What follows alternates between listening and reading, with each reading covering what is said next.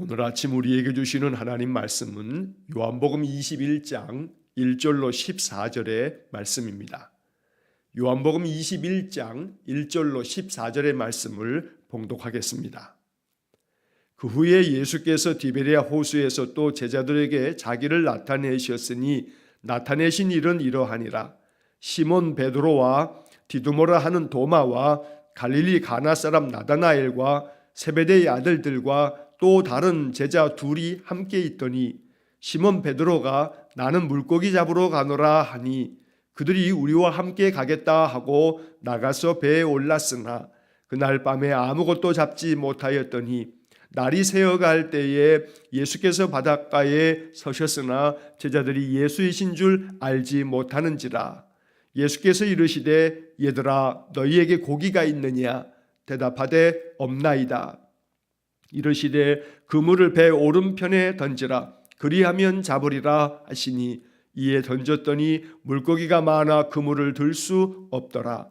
예수께서 사랑하시는 그 제자가 베드로에게 이르되 주님이시라 하니 시몬 베드로가 벗고 있다가 주님이라 하는 말을 듣고 겉옷을 두른 후에 바다로 뛰어내리더라.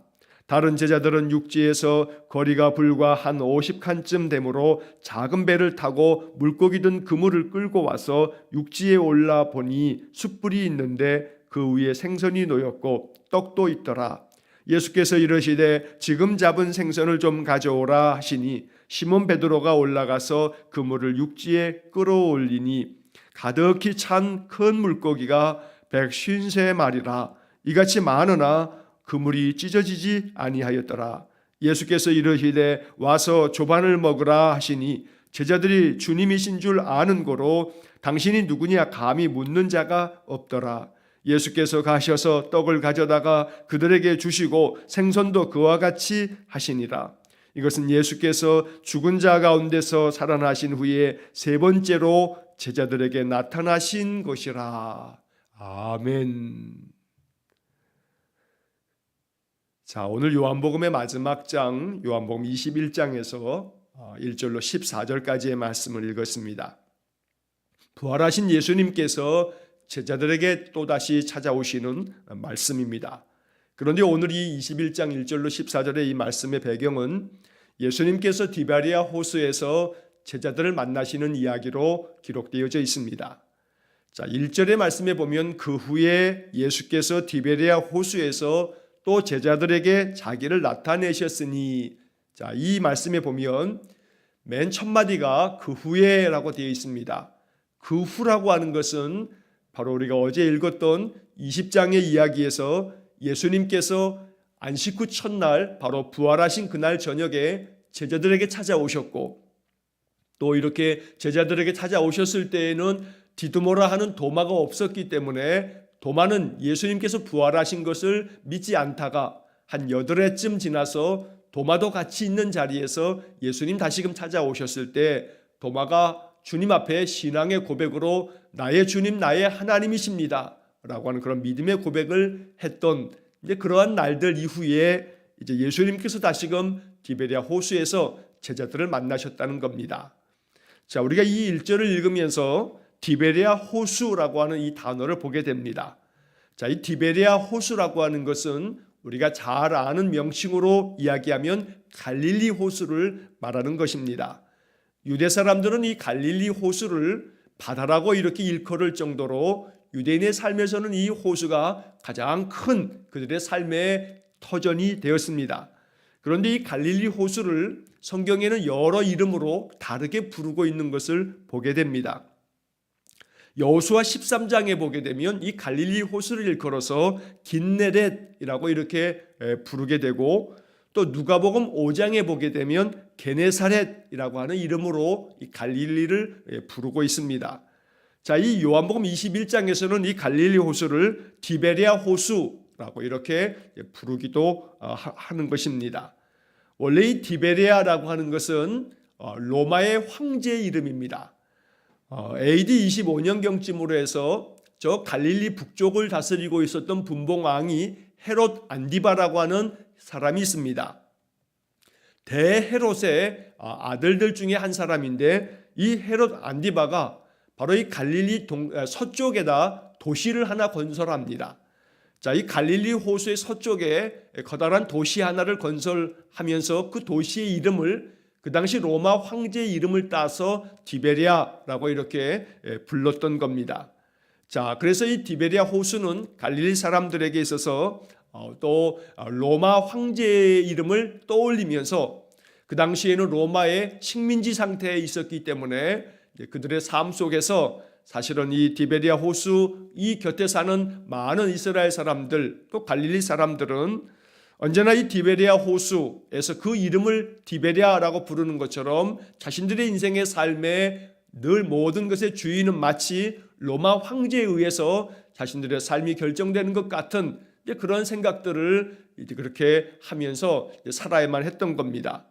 자, 오랜 세월 동안에 로마 황제의 지배를 받으면서 그 호수 이름조차도 그저 오랜 세월 동안에 조상들로부터 받았던 이름을 그대로 사용하지 아니하고 디베리아 호수라고 이렇게 부를 만큼 바로 이스라엘 사람들에게는 로마 황제로 인한 로마의 다스림이 그들의 삶 속에 그 모든 것의 근원이 되고 주인이 되었던 겁니다.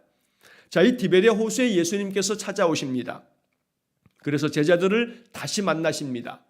예수님께서는 이 디베리아 호수에서 다시금 제자들을 세우시고 제자들로 하여금 새로운 출발, 새로운 사명을 가지면서 새롭게 나아가도록 재출발을 하시도록 바로 이 디베리아 호수를 찾아오신 겁니다. 그래서 우리는 이 요한복음 21장 마지막 장을 읽으면서 제자들에게 다시금 새로운 사명을 주시고 새로운 꿈을 주시고 새로운 명령을 주시고 그래서 새로운 삶으로 새 출발을 할 수 있도록 그렇게 주님 찾아오셔서 그들에게 새 소망을 불어넣어 주시는 그런 말씀으로 이 요한복음 21장을 읽어야 합니다. 그래서 요한복음 21장을 읽으시면서는 언제나 새 출발, 새로운 소망을 가지고 새로운 사명을 가지고 새롭게 인생을 다시금 시작하는 그런 새 마음을 품을 수 있기를 간절히 원합니다. 자, 본문의 말씀 보면 2절 말씀에 보면 예수님께서 이렇게 이 디베리아 호수에서 제자들에게 자기를 나타내셨는데 그때 제자들이 어떤 사람들이 있었는지 2절에 기록하고 있습니다. 자, 시몬 베드로와 디드모를 하는 도마와 갈릴리 가나 사람 나다나엘과 세베대의 아들들과 또 다른 두 제자가 함께 있더니, 자, 시몬 베드로와 또 도마 그리고 갈릴리 가나 사람 나다나엘. 자, 여기 나다나엘이라고 되어 있는 이 이름은 요한복음에서는 바로 요한복음 1장에서도 나다나엘의 이 이름이 언급되고 있습니다만 공관복음 즉 마태, 마가, 누가복음에 보면 예수님의 제자들의 명단 가운데 바돌로메라고 하는 이름이 나옵니다. 그래서 요한복음에서 표현된 나다나엘이라고 하는 제자는 다른 공관복음서에서는 나다나엘이라고 부르지 아니하고 바돌로메로 부르고 있다는 것을 우리가 알면 좋겠습니다. 자, 세베대의 아들들은 바로 야고보와 요한을 말하는 겁니다. 바로 이 세베대의 아들 중에 한 사람인 바로 요한이 지금 이렇게 요한복음을 기록한 바로 사도 요한이 되는 겁니다. 자, 또 다른 제자 둘이 함께 했는데 그 두 제자가 누구인지는 정확하게 알 수가 없습니다. 왜 이 다른 두 제자의 이름은 언급하고 있는지 사실은 추측할 길이 없습니다. 하지만 이렇게 제자들이 갈릴리 바다에서 갈릴리 호수에서 이제 다시금 고기잡이 생활을 하고 있는 모습을 사도 요한이 기록하고 있습니다. 자, 3절 말씀에 보면 시몬 베드로가 나는 물고기 잡으러 가노라 하니 그들이 우리도 함께 가겠다 하고 나가서 배에 올랐으나 그날 밤에 아무것도 잡지 못하였더니. 자, 이 3절을 우리가 묵상하고 또 이 말씀을 생각할 때 간혹 이 3절의 말씀을 우리가 오해할 수도 있습니다. 왜냐하면 자, 앞서서 20장에서 예수님께서는 안식 후 첫날 저녁에 바로 제자들을 찾아오셨습니다. 그래서 부활하신 예수님을 베드로도 그렇고 또 야고보와 요한도 그렇고 바돌로메도 그렇고 부활의 예수님을 그날 저녁에 만났던 겁니다. 물론 도마는 그날 만나지 못하고 한 8일쯤 지난 다음에 도마가 같이 있을 때 또 한 번 두 번째로 예수님 찾아오셨기 때문에 어찌됐든 모든 제자들이 예수님을 도마는 한 번 이미 만났고 베드로나 또 야고보나 요한은 이미 예수님을 두 번이나 부활의 주님을 만났던 겁니다. 자, 그런데 이렇게 부활의 주님을 두 번씩이나 만난 여러 제자들이 있는데 그들이 왜 다시 갈릴리로 돌아갔을까라고 하는 겁니다. 그리고 베드로가 지금 얘기하는 것처럼 나는 물고기 잡으러 가노라 라고 하는 이 이야기를 보면서 또 다른 제자들도 우리도 함께 가자 하면서 다시금 물고기 잡는 어부의 삶으로 돌아가고 있는 겁니다. 그래서 간혹 이 3절의 말씀을 해석하다 보면 바로 이 베드로나 또 이 함께했던 제자들이 주님의 제자로서의 삶을 이제 떠나서 그들이 옛 삶으로 돌아갔다라고 이렇게 이 본문의 이야기를 해석하는 경우들도 종종 있습니다. 그러나 사실 이 본문의 말씀을 우리가 이해할 때에는 요한복음 21장의 이 3절의 말씀 요 한 구절만을 가지고서 그렇게 전체적인 상황을 판단하는 것은 조금 오류가 있습니다. 우리가 이 본문의 말씀을 읽을 때 또 함께 보아야 할 것은 마태복음 28장에서 예수님께서 부활하신 후에 이제 막달라 마리아와 또 여러 마리아가 예수님의 무덤에 향품을 가지고 올라갔을 때 그들이 부활하신 주님을 만나지 못하고 대신 천사를 만납니다. 그때 천사가 이 여인들에게 해 주었던 말이 있습니다. 마태복음 28장 7절 말씀에 보면 천사들이 여자들에게 말씀하시면서 이런 말씀을 합니다. 그가 죽은 자 가운데서 살아나셨고 너희보다 먼저 갈릴리로 가시나니 거기서 너희가 배우리라 라고 하는 그런 말씀을 바로 천사들이 여자들에게 들려줍니다.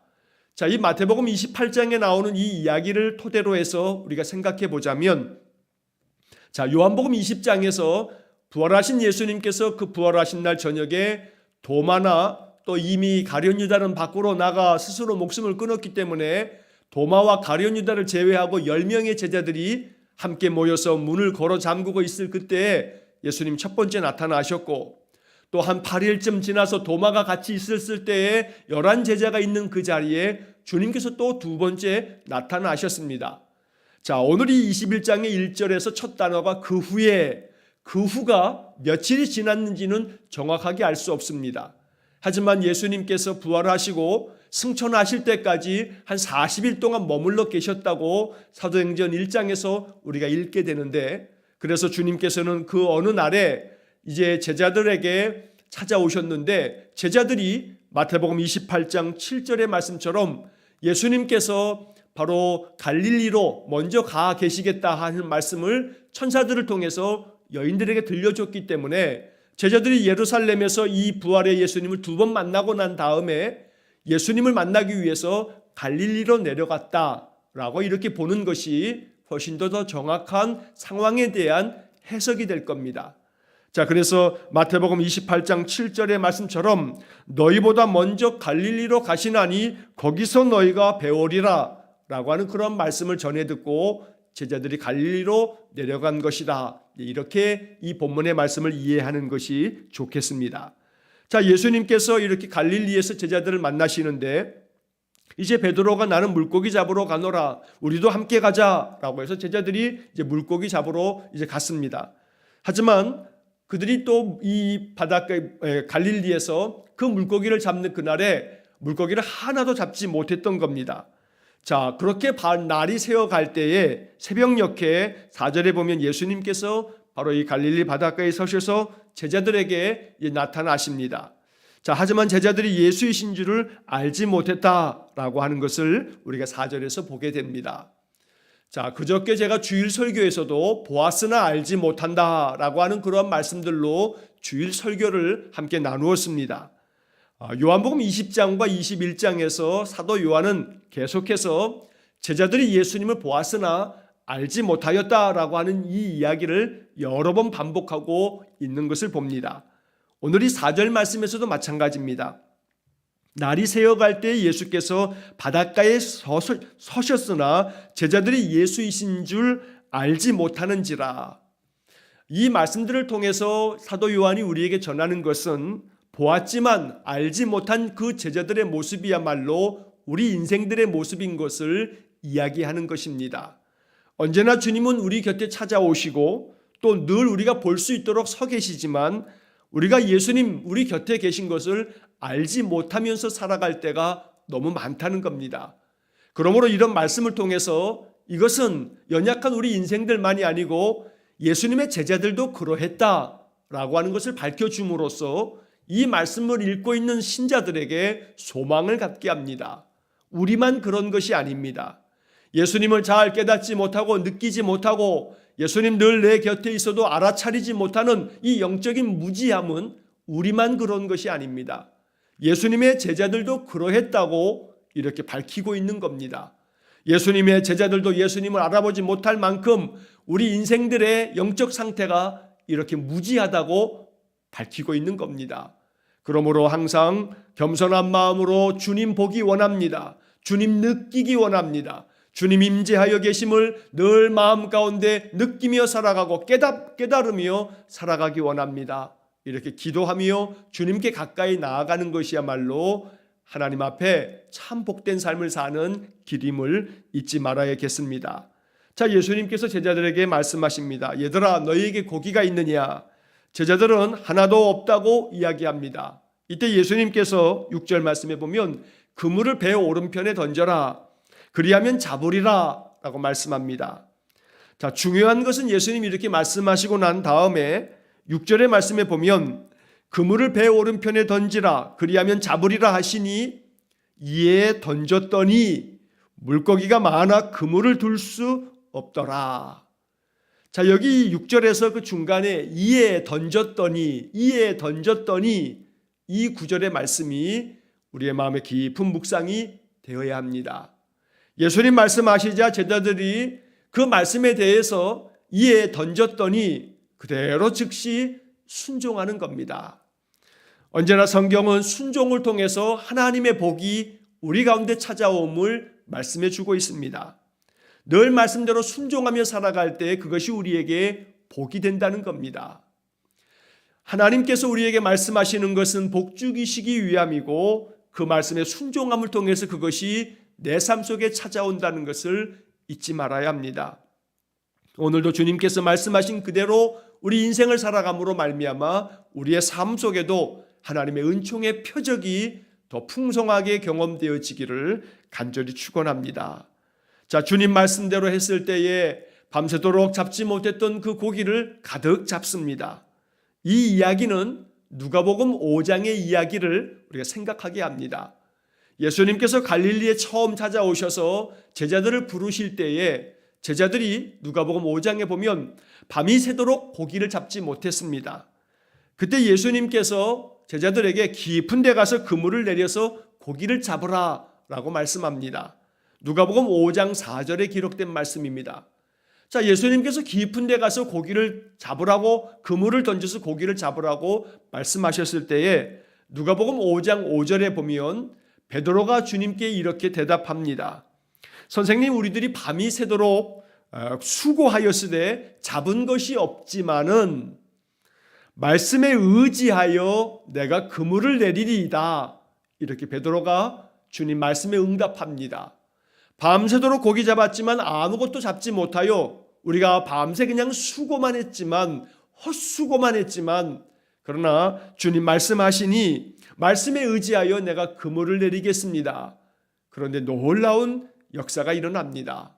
시몬 베드로가 주님 말씀에 의지해서 그물을 내렸을 때 많은 고기를 잡고 함께 일했던 자들이 같이 와서 그 그물을 끌어내야 할 만큼 배에 가득하게 고기를 잡았습니다.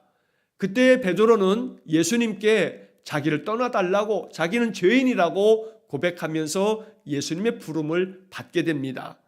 이렇게 베드로가 예수님을 처음 만났던 바로 그곳, 바로 이 갈릴리 이 호수에서 다시금 부활의 예수님을 만나면서 예수님께서 또다시 맨 처음 누가복음 5장에서 이 갈릴리에서 베드로를 처음 만나고 베드로를 불렀던 것처럼 바로 다시금 이 요한복음 21장에서 또다시 베드로와 또 여러 제자들에게 많은 고기를 잡도록 하나님 주님께서 가르쳐 주시고 이 일을 통해서 다시금 그들에게 사명을 다시 허락하여 주시는 그러한 말씀이 이 속에 담겨져 있는 것입니다.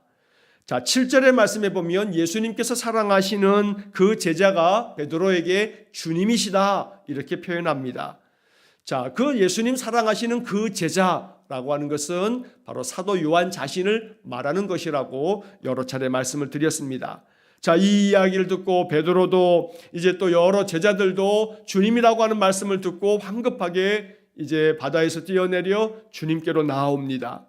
자, 8절 이하의 말씀에 보면 이렇게 주님을 만난 제자들이 예수님께서 마련해 주신 이제 아침 조반을 같이 먹게 됩니다.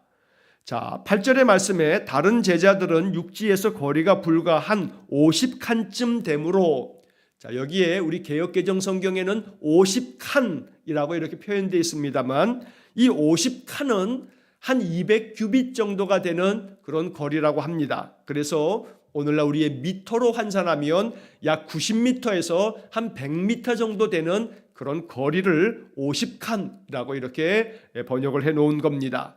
자, 여러 제자들이 이제 배에 가득한 고기를 이제 끌고 이제 무트로 올라오게 됩니다. 자, 이렇게 무트로 올라왔을 때 예수님께서 숯불을 준비하시고 먹을 조반을 마련해 놓으시고 제자들을 기다리고 계셨던 겁니다. 자, 10절 말씀에 예수님께서 제자들에게 말씀합니다. 지금 잡은 생선을 좀 가져와라. 이렇게 생선을 가져오게 해서 예수님께서 이제 제자들과 함께 조반을 먹습니다. 자, 11절의 말씀에 하나의 이야기가 삽입되어 있는데 시몬 베드로가 올라와서 그물을 육지에 올렸는데 그때 잡은 물고기가 153마리다 라고 하는 그런 말씀을 구체적으로 적어놓고 있습니다. 자, 이 153마리, 바로 이 숫자에 대해서는 여러 학자들이 많은 견해들을 이야기하고 있습니다.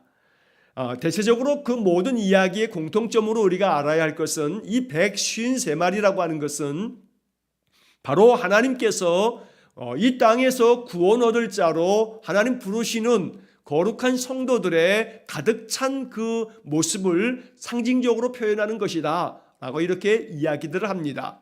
숫자 자체를, 그 숫자 자체에 담겨져 있는 그런 의미를 이렇게 이야기하는 것보다 중요한 것은 그 물고기가 그 그물에 가득 찼다는 겁니다. 그리고 중요한 것은 그 물고기가 가득 찼으나 11절 마지막 부분에 보면 그물이 찢어지지 아니하였더라. 바로 이 말씀이 더 중요한 겁니다. 여기 이 제자들의 그물에 가득 찬 물고기들은 장차 제자들이 예수님이 처음에 제자들을 부르실 때 이제는 너희들이 사람을 낚는 어부가 되겠다라고 이렇게 말씀하시면서 제자들을 부르셨습니다. 그래서 그물에 가득한 이 물고기, 그 숫자 153마리가 중요한 것이 아니고 그 그물에 가득한 고기를 잡았다는 것. 그래서 장차 너희들의 삶 속에 사람 낚는 어부가 되어서 가득한 사람들을, 많은 사람들을 구원해낼 것이다 라고 하는 것을 상징적으로 보여주기 위해서 주님께서 이러한 표적을 나타내셨다는 것입니다. 자, 이제 12절에서 예수님께서 제자들에게 말씀합니다. 와서 조반을 먹으라. 제자들이 주님이신 것을 알고 누구도 감히 누구시냐고 이렇게 묻는 자가 없습니다. 자, 이렇게 예수님께서 제자들과 함께 조반을 잡수심으로써 부활하신 주님이 그저 유령처럼 영적인 존재로서 부활하신 것이 아니고 우리와 똑같은 그런 육신을 가지셨지만 그 육신은 우리가 알지 못하는 부활의 새로운 몸으로 주님 다시금 제자들에게 찾아오셔서 음식도 함께 나누어 먹는 그런 모습을 나타내 보여주시고 계십니다.